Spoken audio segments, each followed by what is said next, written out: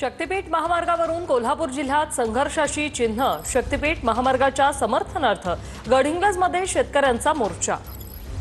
महामार्गासाठी आमचीही जमीन घ्या, शेतकऱ्यांची मागणी। चंदगडचे आमदार शिवाजी पाटलांच्या नेतृत्वात मोर्चा। शेतकरी सातबारा उतारे हातात घेऊन या मोर्चात सहभागी झाले। तर काही दिवसांपूर्वी सर्वपक्षीय नेत्यांनी एकत्र येत शक्तीपीठ महामार्गाविरोधात मोर्चा काढला होता।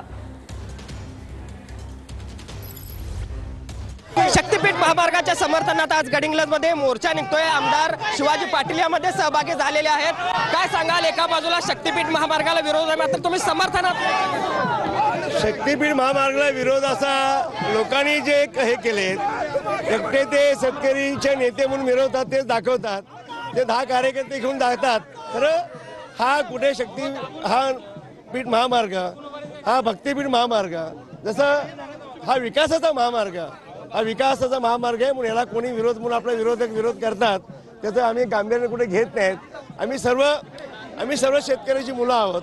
ज्या शेतकऱ्यांच्या जीवावरती मला आज सगळ्यांनी मला आमदार म्हणून निवडून दिले, आम्ही सगळ्या शेतकऱ्यांचीच मुलं आहोत। आम्ही सगळ्या शेतकरी ज्या महामार्गावर ज्या ठिकाणावर हा महामार्ग होतोय तिथं बहुतांशी लोक विरोध करत असताना आपल्या विभागातून जात नाही, तर अजिबात नाही।